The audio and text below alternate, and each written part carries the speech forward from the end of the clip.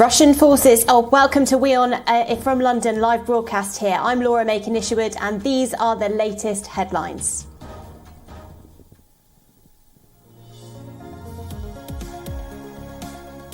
Russian forces escalate attacks in areas surrounding the Ukrainian capital. At least 2 people have been killed in a strike on a residential building and 2 others killed in shelling at an aircraft factory.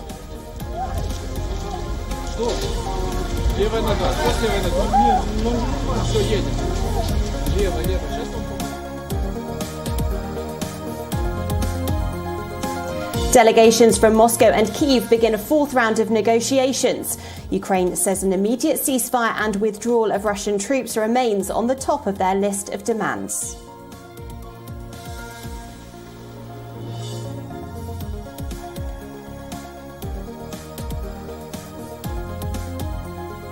To counter a deluge of sanctions imposed by the West, Moscow threatens Western companies with arrest of officials who have criticised the government or to seize their assets, including intellectual property.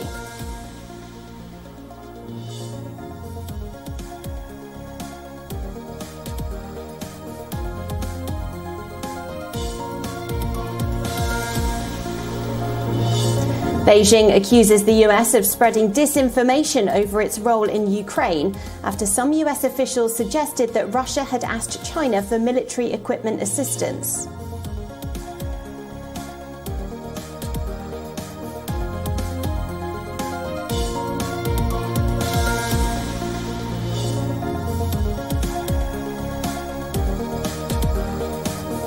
Iran's foreign minister is set to head to Moscow days after negotiations on the Iran nuclear deal stalled amid new Russian demands.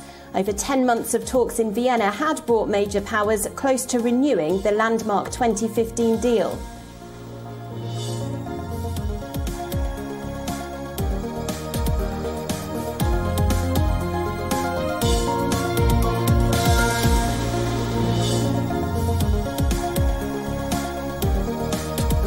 India expands its COVID-19 vaccination programme with kids from 12 to 14 years of age set to be vaccinated from March the 16th and all above 60 years of age to receive precautionary doses.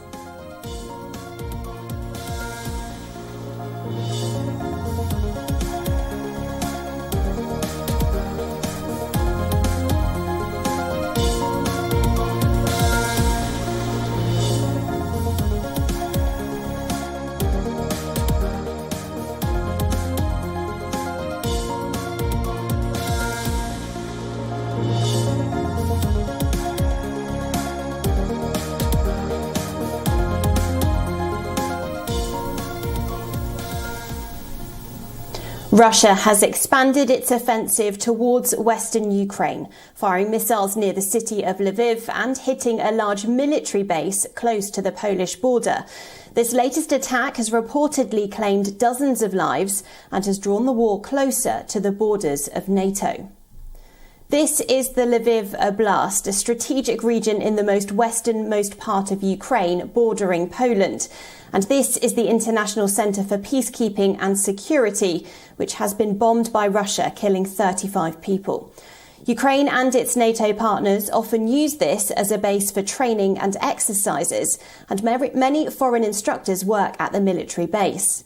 More than 100 people were rushed to hospital following the attack. This centre is just 20 kilometres away from the Polish border, and according to local officials, Russian planes fired cruise missiles over the Black Sea and Sea of Azov.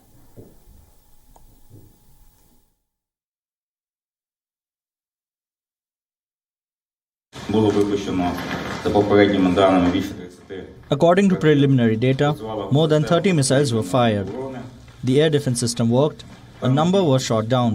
The Yavoriv landfill came under attack.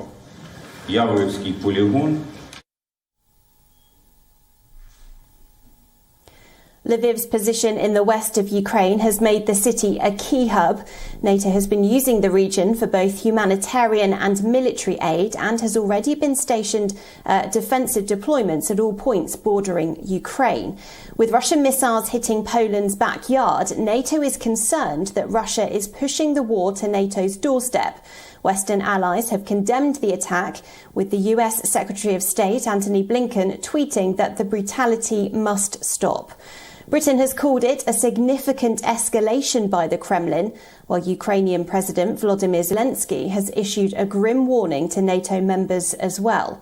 He once again has called on the Western alliance to impose a no-fly zone over Ukraine, saying the failure to do so may lead to Russian missiles falling on NATO territory and NATO citizens.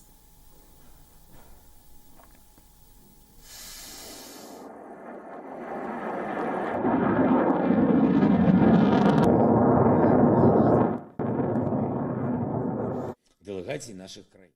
І зараз я повторюю знову, якщо ви не закриєте наше небо, то це лише питання часу, коли російські ракети впадуть вже на вашу територію, на територію НАТО, на домівки громадян країн НАТО. Сьогодні у Київській області був убитий американський журналіст Брент Ренов. Його колега поранений. Це був свідомий напад російських військових. Вони знали, що вони роблять, але, схоже, не всі на Заході знають, що вони роблять. Meanwhile, the Russian Defense Ministry has dismissed all claims of escalation, saying that its forces used high-precision, long-range weapons in its strike, which aimed to destroy a Ukrainian arms cache and kill up to 180 foreign mercenaries, and that the Russian forces will continue to do so.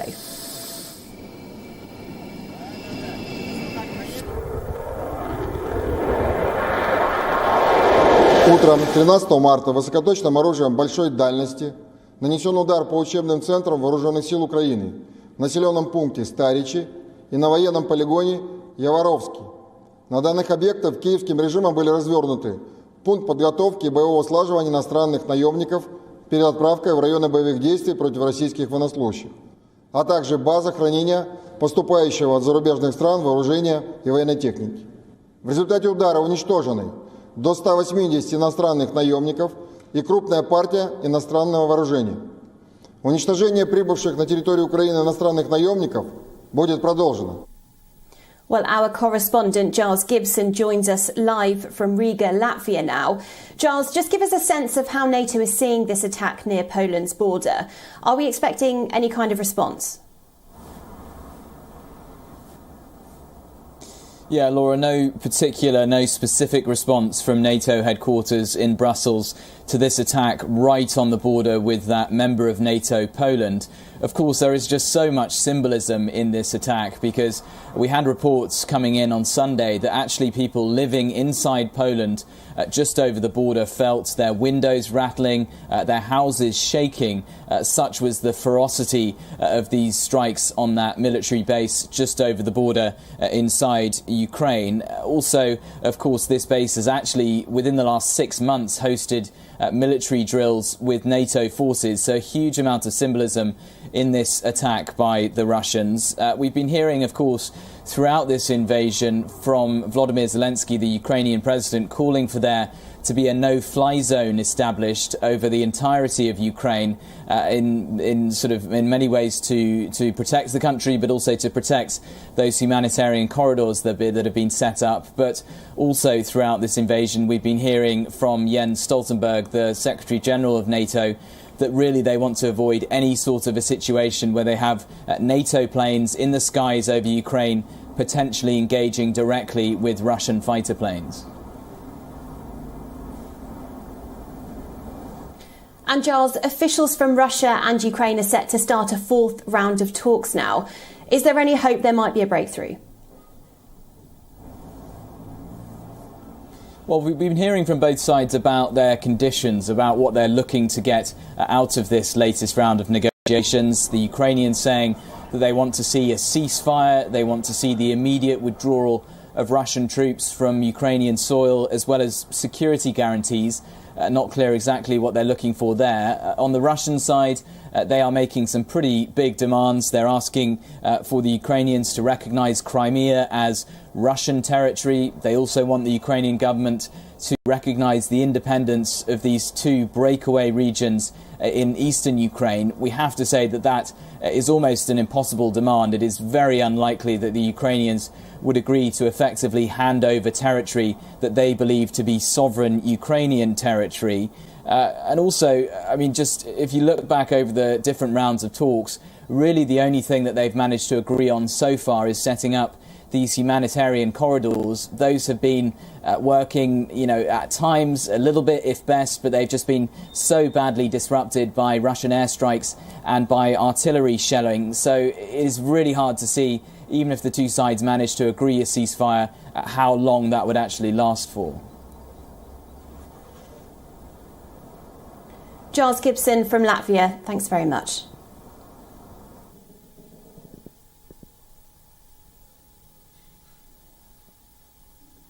It's been 19 days since Russia invaded Ukraine, and there has been no end to the relentless shelling of Ukrainian cities, while Russian troops continue to inch closer to the capital, Kyiv.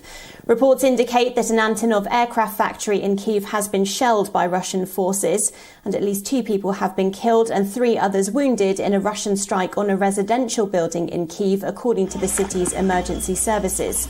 This is what's left of the residential building.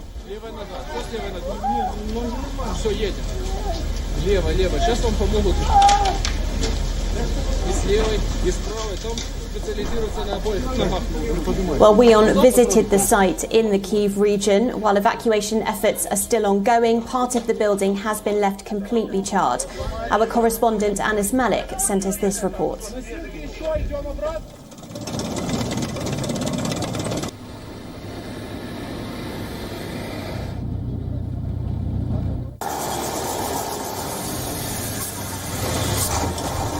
Контрольный пост на сутки оставим.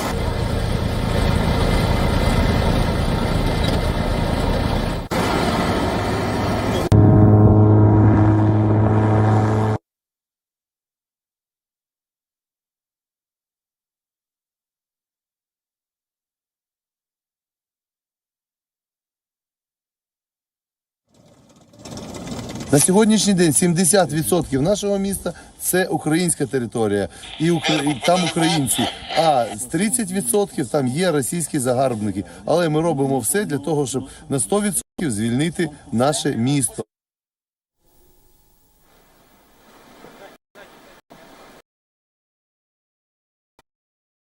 Stepped up and over the weekend, Russian state media released a video of a Russian military convoy was making its way from the capital from the north. But the report refrained from providing the exact location and details. Satellite images have a building and also a re-manoeuvring of those Russian military capital. Well, meanwhile, the areas surrounding Kyiv have been facing artillery fire over the weekend. Residents of Irpin, Cherniv and Brovary faced unabated firing from Russian forces. As forces continue to lay siege on the Kyiv region, civilians fled from the suburban areas of Irpin, even as the town witnessed heavy firing. Visuals show extensive damage to the buildings, as well as to residential and commercial complexes. Various parts of the city, as more while burnt and damaged cars were left on bridges and debris could be seen, helping residents evacuate the city and set to slow down the approaching Russian troops.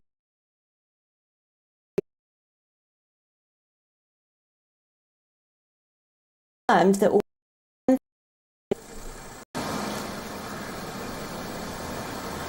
in Cherniv, state emergency services are carrying out shelling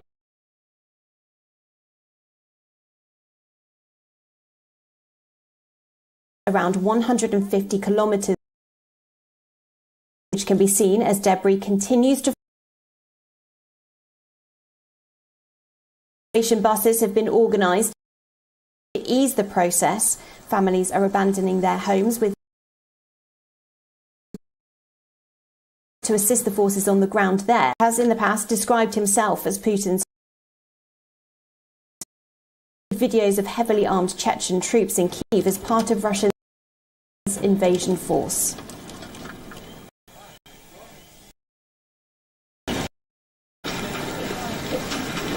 Strong resistance. Hundreds of demonstrators took to the street against the Russian invasion. Defiant Ukrainians gathered in the city's central square in a show of demonstrators carried Ukrainian flags and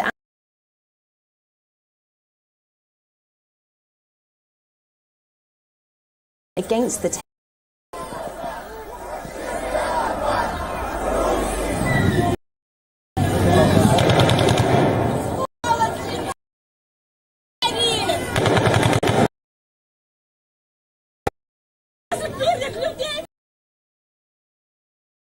Russian forces were seen open to disperse them from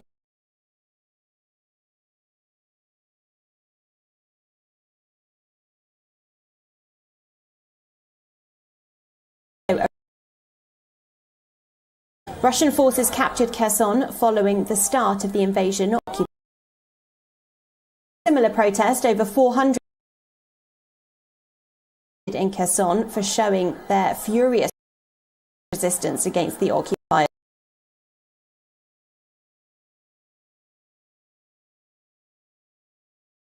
In a similar manner to Crimea's annexation, Putin declared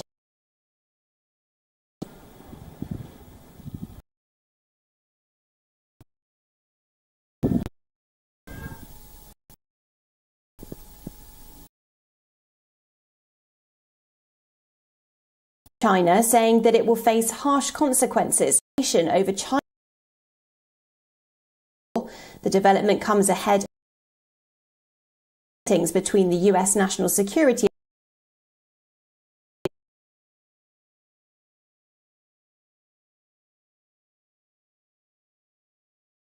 Politico. U.S. national security consequences if it helped Moscow evade sweeping sanctions. Sullivan's comments. China's top diplomat, Yang Jiechi,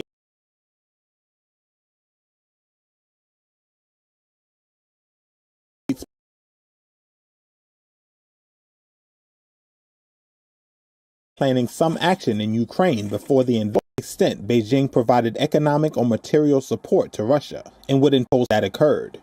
He added, quote, "We will not allow that to go forward and allow anywhere in the world." Russia said on Sunday that it was counting on China to help it withstand the blow to its economy. Western countries have imposed unprecedented sanctions on Russia's corporate and financial system, Ukraine on February 24th, in what it calls a special military operation. Tightened cooperation in recent times, as both have come under stress over human rights and a raft of other issues. Beijing's attack on Ukraine and does not call it an invasion, but it has urged a negotiation. Meanwhile, amid the shelling by Russian troops, singers from Ukraine have gathered to sing their country's national anthem, underline the importance of resistance and unity.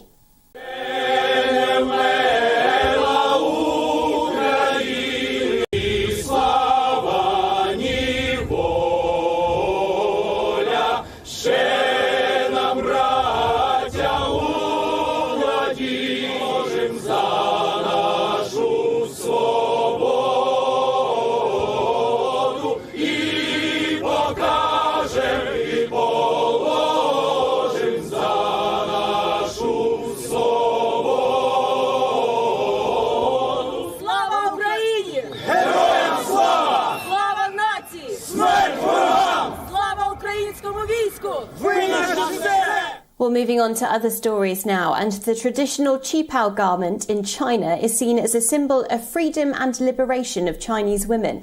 The garment was popularised in the 1920s, and tailors in Shanghai are keeping the tradition alive. Well, now the Qipao is once again seen as a luxurious fashion staple.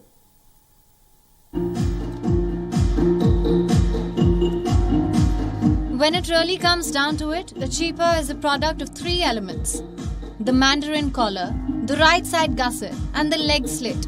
Except it isn't. This traditional garment is a symbol of freedom, of the desire of Chinese women to liberate themselves.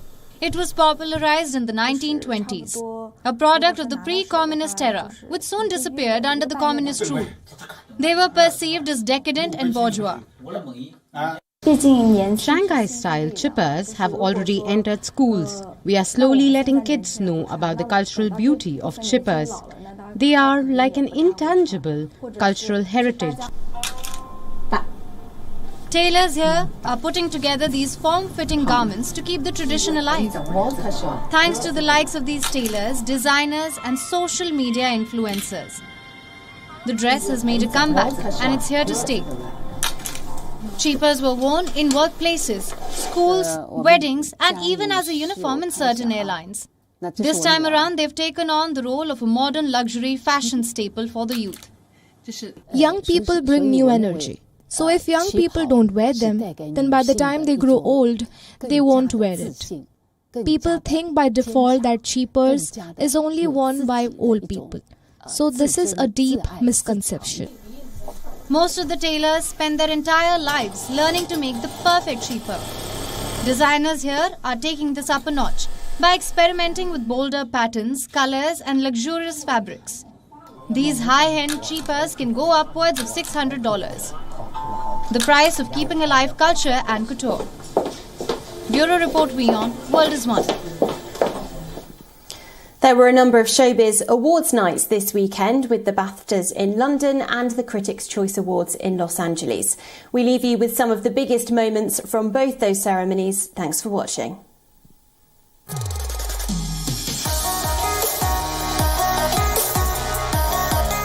Oodles of glamour, trophies and laughs.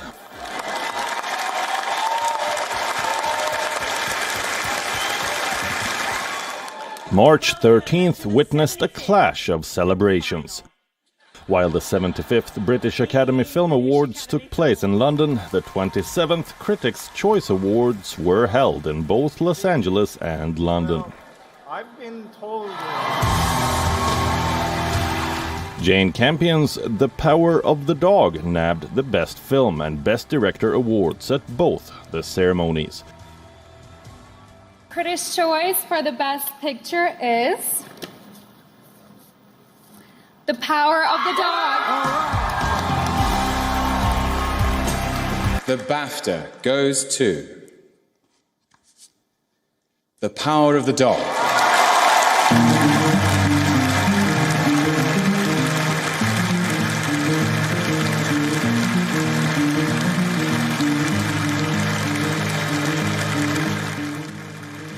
While Campion hailed the shattering of Hollywood's glass ceiling at the Los Angeles ceremony, Benedict Cumberbatch, who played the lead in the movie, attended the BAFTAs and accepted the awards on her behalf. Wearing a blue and yellow pin to mirror the national colors of Ukraine, the British actor said he hopes to take part in the government scheme to offer Ukrainian refugees a place to live. Cumberbatch also joked about losing to Will Smith for Best Leading Actor. Damn it, that's my speech. Oops. You don't lose to Will Smith, you win being in his company. This is a few words from Jane. Ben, it's perfect that you are present to receive this moment. And the BAFTA goes to Joanna Scanlon, After Love. The other lead acting trophy at the BAFTA went to Joanna Scanlon for Best Actress. The star triumphed for her performance in the independent film After Love. The Critics' Choice is Jessica Chastain, The Eyes of Tammy Faye. Winning the same honor at the Critics' Choice Award was Jessica Chastain for her role in the movie Eyes of Tammy Faye. But the celebrity who stole the show was Australian comic star Rebel Wilson. Luckily, though, in all sign languages, This is the gesture for As Putin. a first-time host at the BAFTA, she made a rude gesture aimed at Russian President Vladimir Putin and made rogue jokes about the royal family, J.K. Rowling, Boris Johnson's lockdown parties, the James Bond franchise, and handed her own special prizes in the form of golden bras during the ceremony. My old bras that I've dyed gold. Bureau Report, WION, World is One. Valuable on eBay. So let's just give away some rebel BAFTAs because I want lots of people to feel like winners.